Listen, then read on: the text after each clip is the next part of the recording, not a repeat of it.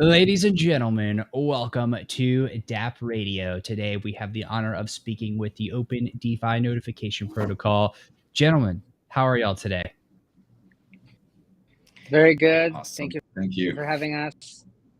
Absolutely. It is such a pleasure to get to speak with you guys. So I want to jump in. I want to hop in. I want to learn everything about the protocol. Let's dive into it. So first, would love to just get an understanding of who you guys are and what role y'all do play in the protocol. So would love to really hear y'all's story. Okay, so I'll start. My name is Ren Hammer. Actually, both myself and Daddy, we work for orbs.com. We are a protocol, and actually Open DeFi Notification is one of the we're promoting for our blockchain. We'll talk about that. So I am Orbs. I'm a lawyer by trade, not practicing, but that's how I started. Since 2015. I had one of my clients come up to me and said, listen, I raised some money for the Bitcoin for fiat currency. I asked them, okay, what is Bitcoin? How I got into the space and been quite active since then, full-time since 2017.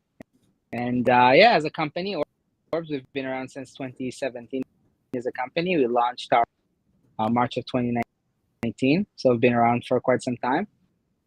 And our focus is really build good infrastructure for DeFi and Web3 apps. I love it.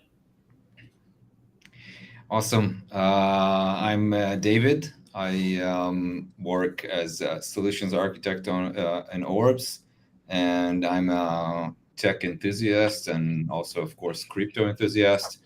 I've been interested in crypto ever since 2016. And yeah, I kind of built most of the DeFi notification protocol, and of course, I'll be happy to shed some more light on how the engine works and how this entire thing is built, like in the more of tech kind of point of view. Yeah, that's it. Thanks. All right. So, I really want to get an understanding of what does the protocol do? So maybe you could start us back with the origins of the, really the project and the tech. What was the main problem that you were looking to solve? And then how did y'all go about building the solution, and what really is the solution to the problem that the technology provides? So, you want to take it, Ron? I'll start and you dive into the technical. Okay. So sorry. So just, generally, like a lot of other projects, as like a general purpose blockchain. Everybody wanted to be an Ethereum king. Obviously, nobody killed Ethereum. That was just back then. EOS, Tezos, all these guys. Actually, by the time we launched in 2019, really wanted to focus down on enterprise use cases. We had a few big projects, World Bank. We had a thing with Procter & Gamble, a big project, but we didn't really see in full power into blockchain ecosystem, really like, their databases or do open networks. But what we did see is and then NFT boom. So we did see a lot of innovation coming in from within the space itself. So to focus on native use cases. Specifically, what Orbs does in a very interesting EVM blockchain. So basically, Orbs, it's a proof of stake blockchain, similar to what other chains are doing and what Ethereum is now into. But what we can do is basically we can run any basically run a full Docker image. You don't have to write in smart contracts when you develop on top of orbs. So actually, best use case is being a layer 3 solution. So basically, if Ethereum is accessing, then you can have scaling solutions like Polygon as a layer 2. Then orbs actually enhancing what you can do with EVM smart contracts. And that's kind of how we came to one of our first use cases for this layer 3. We came up to the point develop and launch open DeFi notification protocol. And maybe, David, you can take out what open DeFi notification is. Hey, thanks. Yeah, so as Ron said, this is kind of the first use case that we found for trying to run something that can't be run directly through the blockchain. So, for example, this notification part, which is something that interacts with us on our mobile devices, something that is being pushed directly to us. It's something that is impossible to do with just a blockchain, because blockchain is good for storing data and make it immutable, but it cannot interact with the outside world. So this is something that we want to kind of try to resolve. So to take stuff that is on the blockchain and then in a decentralized manner, kind of export it out to our daily devices like our mobile phones.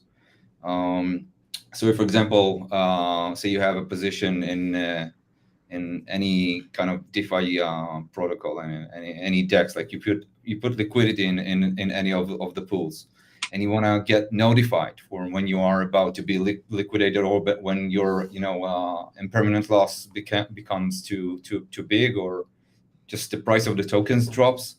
And this is something that, of course, is impossible from directly from the blockchain. So you can do this with kind of decentralized engines.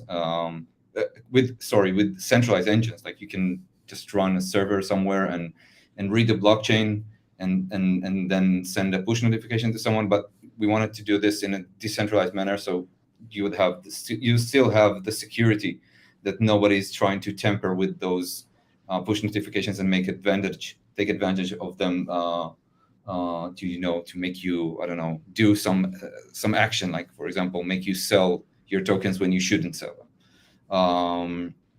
So the way Orbs is built, like the way that we kind of facilitate that the Orbs network for that, is that Orbs itself, as Ron said, is a proof of stake blockchain, and we take this stake and we run the part that is run outside of the blockchain. The kind of in this case, it's a virtual machine. It runs outside of the blockchain. It's run across all the nodes in the blockchain of Orbs, in the Orbs blockchain, and in that way, it's still decentralized. It still has the security of all those nodes that are staking their tokens, of course, to run this, and that way it's still you get the security of a decentralized blockchain to run something that currently before that was impossible. So just to make sure I fully understand here, because I feel like there's a lot going. So the actual problem that we wanted to solve was understanding what was going on chain, and then being able to be alerted to that, obviously through notifications, when different things happen. So like if you're about to get liquidated, if something drops a lot, there's significant movement, just basically important information that you should know, that's kind of difficult to keep tabs on if it doesn't pop up right on your phone. And so that's really the big use case, is staying current and not missing any super important information. Yeah, exactly. That's the entire point of it. It kind of keeps you constantly connected to the state of the chain, the state of your position somewhere. Keep you from being from needing to stay constantly on your computer, checking, refreshing, and seeing whether you need to get out or not. Oh, that's I mean, fascinating. just know, it's a very simple. A lot of people do a lot of stuff on chain. I mean, the most subscribed Alpaca Finance on BSC, which is leverage farming. Obviously, when using leverage, you have to monitor your pay. I'm not a complete noob. You know, I do some leverage farming. I use a Ledger, Trezor, some a hardware wallet. Connect is not easy. I mean, I have to have my wallet. I have to have my computer. I have to be on web. I have to click on the code every few minutes, locked out, and I have to monitor my position. When for and price is volatile, which in our space is always top of your positions, but it's not an easy thing. I mean, you don't want to walk around all day. You don't want to spend the day with your kids with your laptop, like going into your ledger all the time. So basically, what DeFi notification lets you do is you connect your wallet, you set up the notification types you want to get, all the fancy stuff under the hood you don't as a user, and that if you get if the health fact goes under whatever threshold that you set, then you get a notification, and then you need to drop everything, add collateral, whatever it is you need to do in order to not get liquidated. That's the thing. Will we say that I mean, it's not a new thing to say in our space's user interface. It's not easy, and moving crypto around, using PayPal or Venmo is easy. Using your bank app for investing or Robinhood is easier than using hardware wallet. But these little parts of technology, such as the app implementation. By the way, the app is available on both iOS. Really lets you, really helps you with that. Like bring, something that's a bit more user friendly and a bit more close to, our banking app or other finance apps. I love that. I'm curious because it seems like once you get more advanced, or maybe advanced isn't the right word, but once you're spread out more, and let's say you're operating on 5 or 6 different chains and you're working through 5 or 6 different platforms per chain, and you have 5 or 6 different positions per platform per chain, well, that's a lot to really monitor. So how do you use this functionality in a way to where it's not just a fire hose that you're just sticking your face in front of and then just getting blasted? Like, how do you make sure you're getting the right information at the right time? So well, first of all, I mean, you can within the app you can set your own thresholds. So you don't want to, for example, be notified for any small change in your position, then you can set a higher threshold. But the thing you mentioned that you're maybe on across multiple chains and multiple dexes, so that's the beauty of it, that it's very, very simple to create new types of notifications and connect to new chains. We are already on, I think, 6 different blockchains, and across many Seven. apps. We just added Chronos, I think. Right. That was the 7. Yeah, and as I said, it's so simple. So adding new ones is just a very simple process. So you would kind of you would set your subscriptions to those specific dexes or specific apps that you want to monitor, and you would set your own thresholds. And so for me, for example, I use this app too. So if I want to get notified every day about something, like for example, even the price of gas, I can monitor it. So I can just set very high or low threshold. Just alert me whenever the price of gas is below 200 gwei, for example. So I'd get a notification for each day saying the price of gas is this and that. And if I have a position in somewhere else that I want to be notified only when the health factor is drops dramatically below a certain threshold, then this is something that I know that we'll keep monitoring it, but I won't get any notifications unless something horrible has happened. So yeah, it's pretty flexible, and you can set whatever parameters you want. And the protocol itself is an open source, so everybody can just fork it and write their own kind of notification types that they want. Yeah, I love that. So when you're thinking about now the difference between the notification side, that seems like pure functionality. That seems like a use case that was carved out and almost productized, if you will. Can you speak on the actual chain that y'all have built and just help me understand what's the function, what's the purpose, the staking, how does that all play into it, and how do these two pieces work together? I'll be happy to take that. Yeah, go ahead. So there's two sides to this play, right? One side is what's the engine drives the network, and then on the other hand, you have, okay, so what is this machine used for? Engine. So Orbs is a delegated proof of stake blockchain. So basically, we have two types. We have delegators, basically delegate their stake to the validators, and the validators, the Orbs guardians, is actually a committee of top 20, again, selected obviously based on self-stake and delegated stake, consensus mechanism.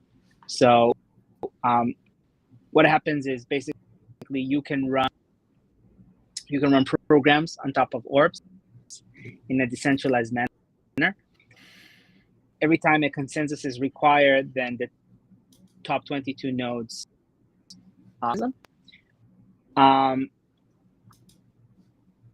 So right now we have dropped, and prices of everything dropped. Although Orbs was doing, we have around $100 million TVA locked voting for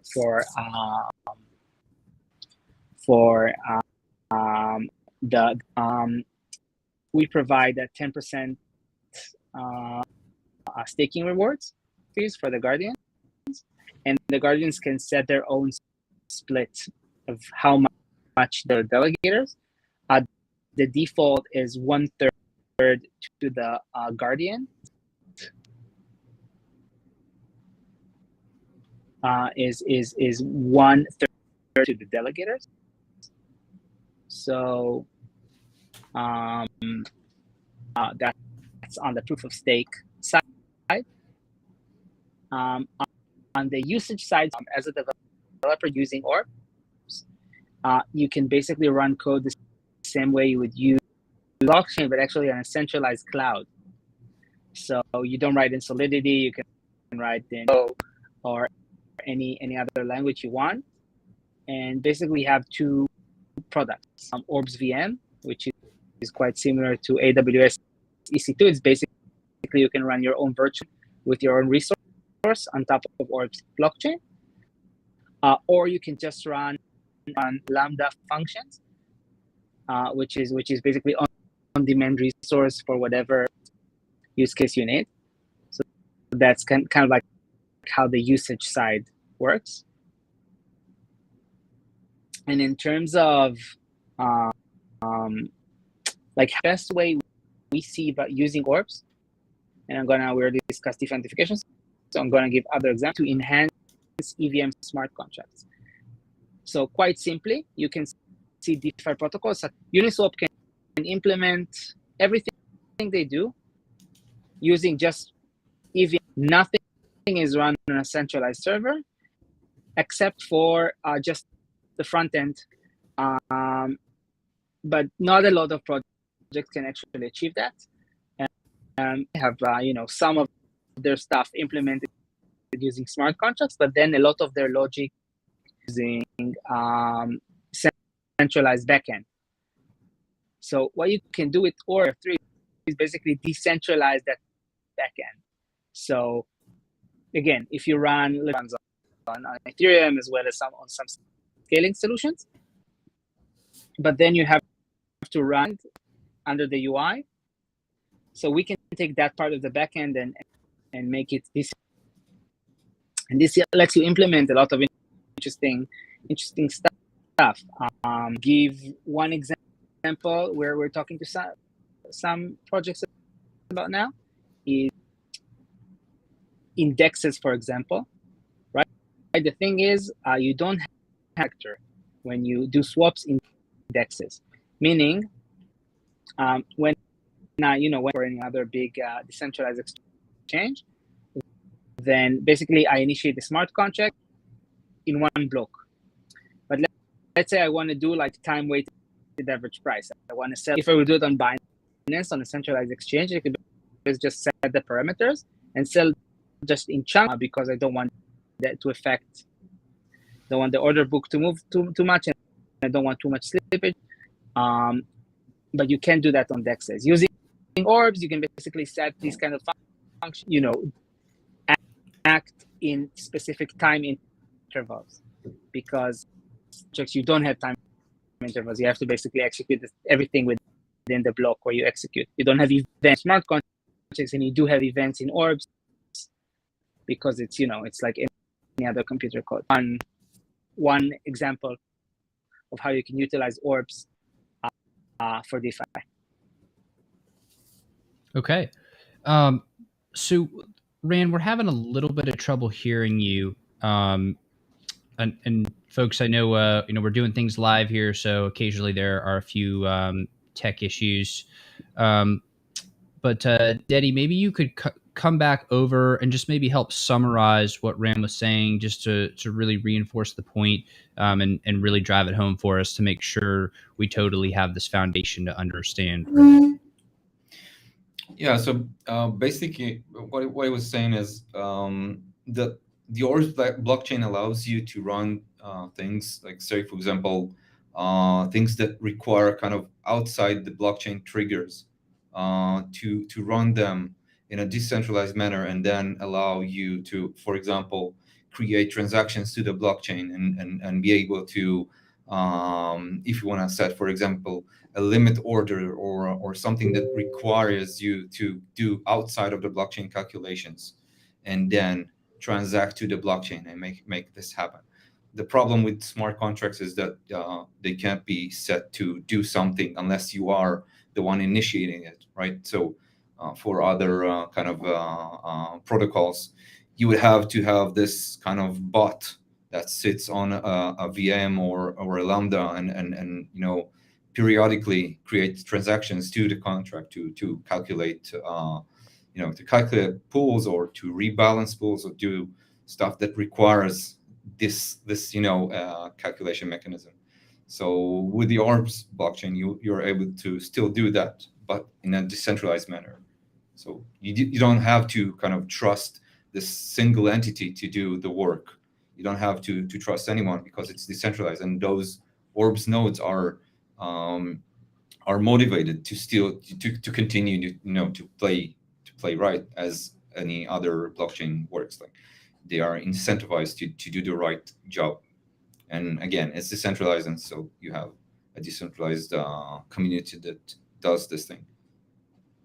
Okay, so it's almost like building in like a second order action within the smart contract itself. So there's optionality based on different parameters. So if it goes this way, do this. If it goes that way, do that. Like, for example, a limit order, if it hits the price, do this. Yeah. If it doesn't hit the price, do that. Yeah, exactly.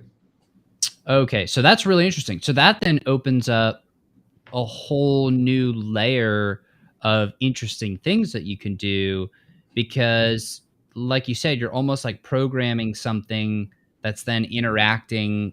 Like you can almost program that layer to then amplify whatever you're trying to do. So that adds a lot of intelligence into interactions. Yeah, that's exactly it. You can take something that is currently very simple and kind of one-sided. any contract requires you to kind of initiate the transaction, initiate the operation that you want to do. So this allows you to make it, a lot more complex and a lot more flexible. You can get triggers from the outside world to do something within those contracts. You can get timed action, like you want every 10 minutes to do something in the contract to redistribute coins or whatever from the outside world. Okay, so this is the big difference here. That's really, really interesting. Now, just to make sure that we're all just kind of grasping what we're really talking about here, because we're now getting into a pretty complex thing. At least for me, it is. So, I apologize if I'm the slow one here. But maybe we could just talk about some additional examples of like, how can we use this technology, and maybe talk about where you see this type of technology, because this is infrastructure. Where do you see this being pushed to the limit? Okay, so I'll give a few examples. Okay. Yeah. Sorry, Daddy. I'll give a few examples. I hope my connection is better now. I'm sorry. It's 11:30 where we are. We're based in Tel Aviv, so I don't want to go outside to the balcony, but I hope my reception is better now. Since earlier. So I think really like one of the big problems blockchain is what's called the Oracle problem, that the blockchain can't really see. The blockchain doesn't have an API, it doesn't know, you can't interact with it. The only way you can interact on the blockchain. So everything that has to do with interacting outside the blockchain, like somewhere else on the internet, is quite problematic.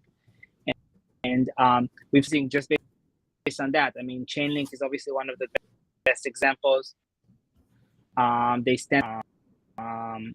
They standardize their price feeds. In the industry uses them. And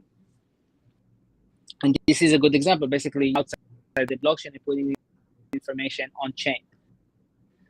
So this is one example of how it can be used for very simple solution plex. I understand my internet is glitchy again, so that maybe you can continue.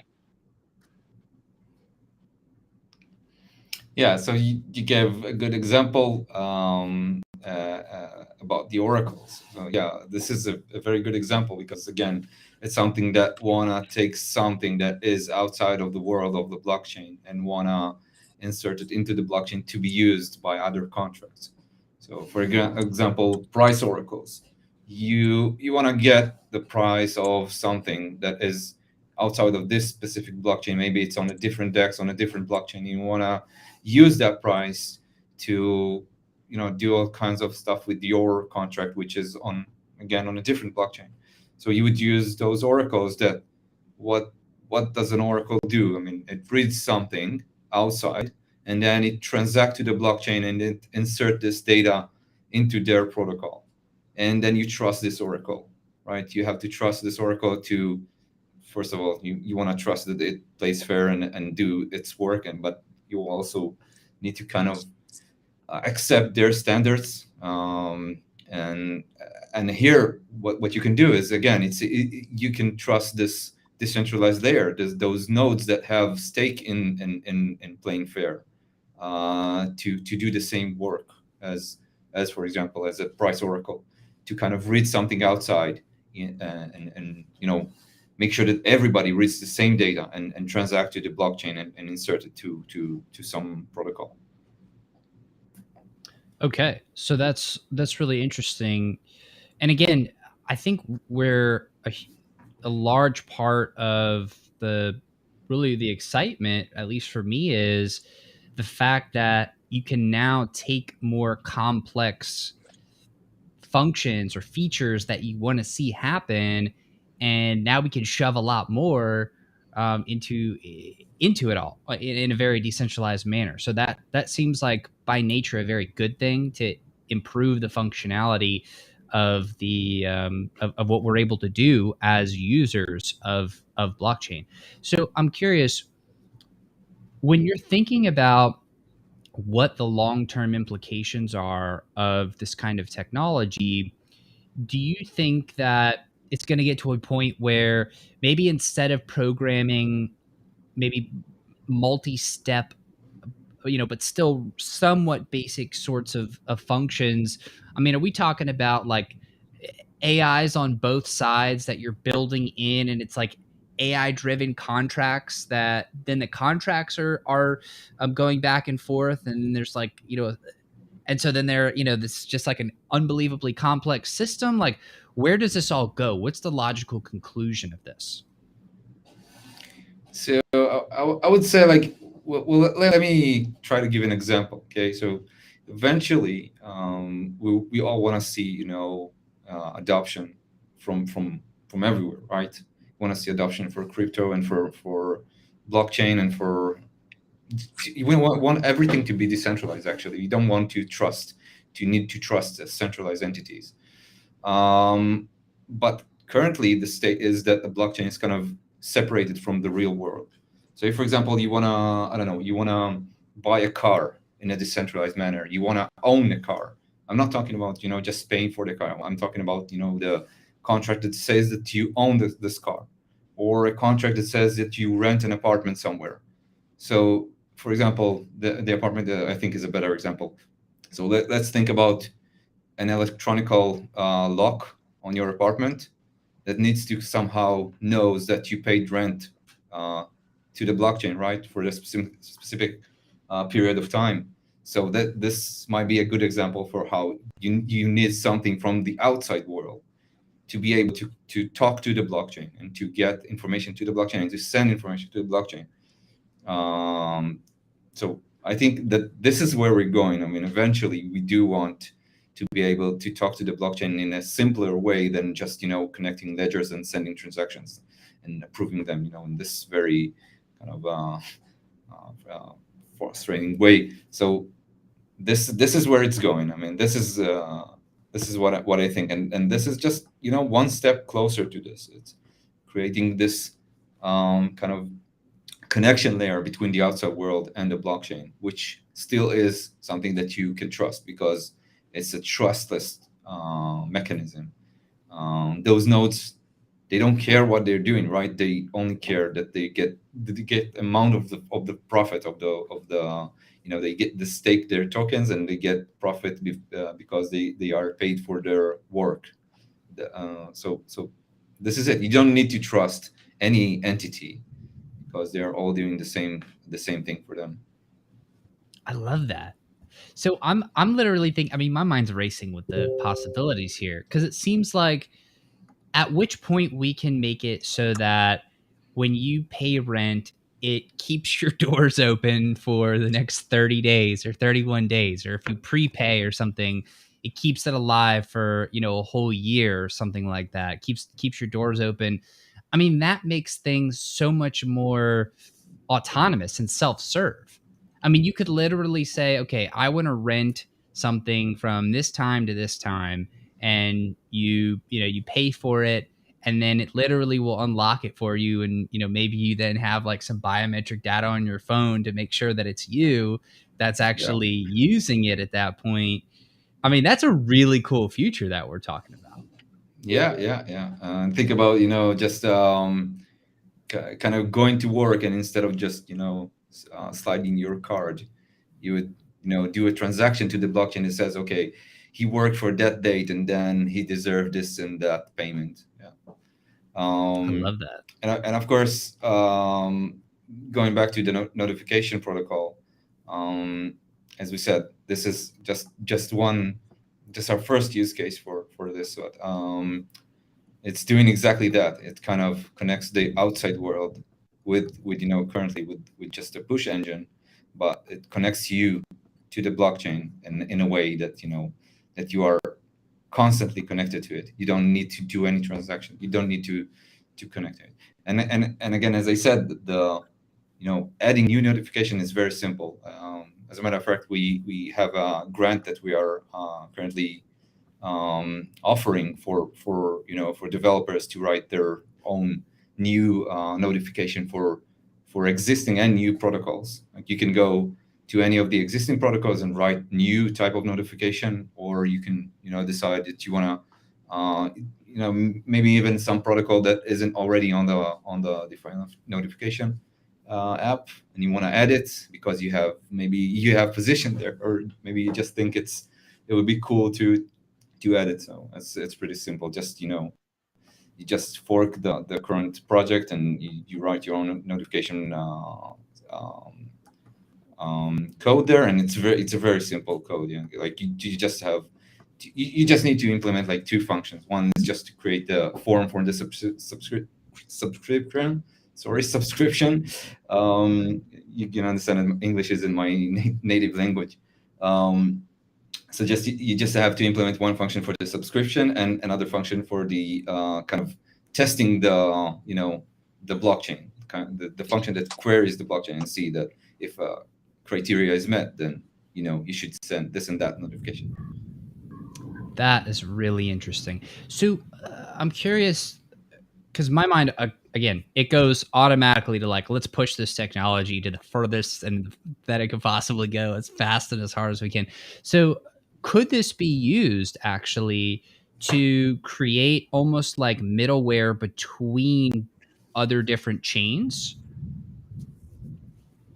Yeah, it could. I mean, this is just another use case for this.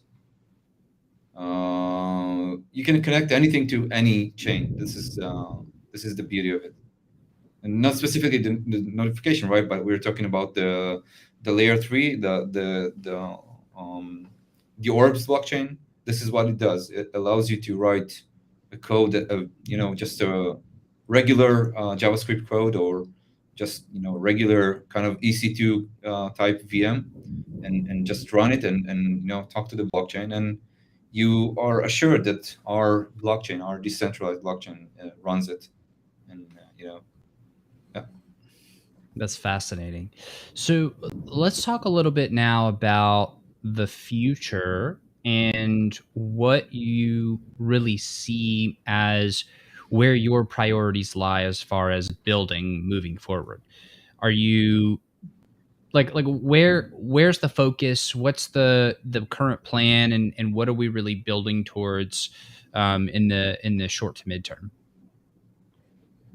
Okay, so now we're going forward with those use cases. We're trying to kind of see which are the best fit for this, and those are kind of the first steps. But as I said earlier, kind of the sky is the limit. I mean, whatever you can think of that that will be beneficial for people to drop onto the blockchain, then and you're thinking, how am I going to do this? I mean, am I going to run my own VM on Amazon and have to kind of take the liability of it and be responsible for it to do what it has to do? So that's one option, right? But the other option is do it in rely on this decentralized layer that will do it for you, and yeah, we actually talked to a couple of very interesting projects that really are thinking and doing some very innovative things in this way. So again, the sky is the limit. Whatever you can imagine yourself like connecting to the blockchain in this matter, then it will be possible with this.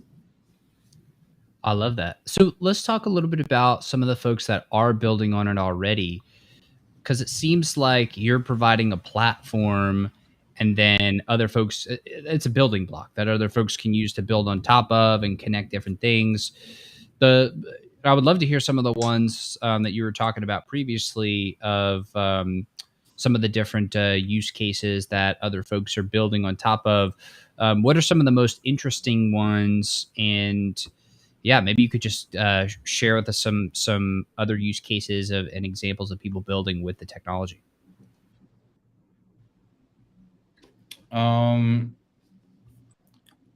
So what we're currently doing other than the DeFi notification is, um, so, so say for example you have a protocol that provides vaults. Okay, so this is a very common use case.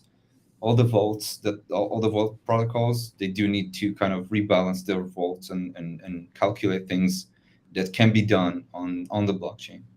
So this is a very good use case because you need something that that will happen, you know, every kind of period of time, every predetermined period of time, and it's something that can be done using just the blockchain because you have to have this engine that keeps kind of doing this.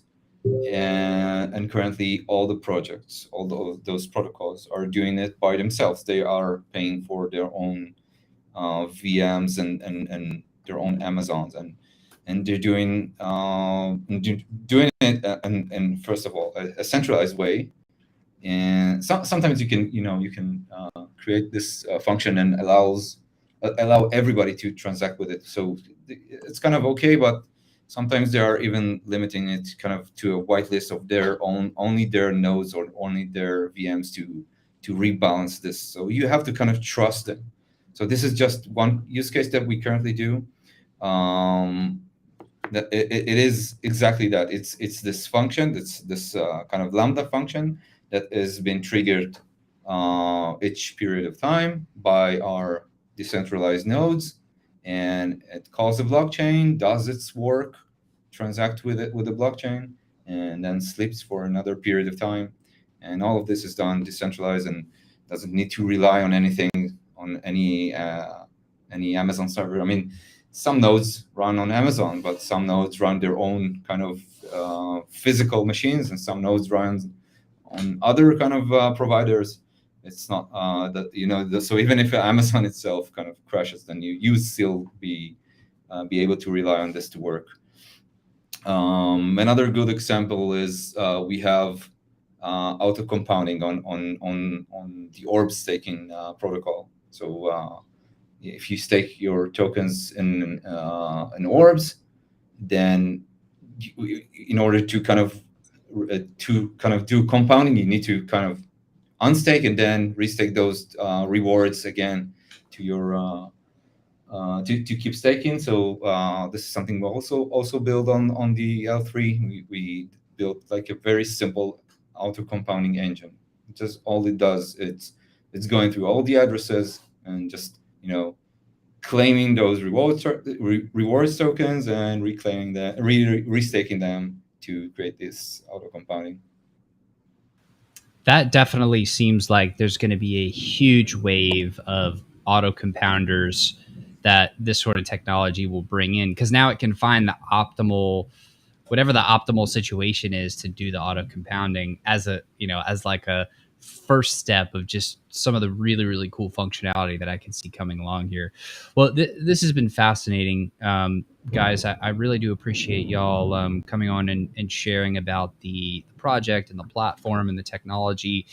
I want to scope out for a little bit, and I want to just talk about. Obviously, you guys are doing incredible things right now, and the level of sophistication is unreal. It makes me very happy because I'm a huge nerd, so I love to hear about things like this. I'm just kind of curious as far as when you're thinking about the future of blockchain, the future of crypto, the future of the metaverse, and all these different things.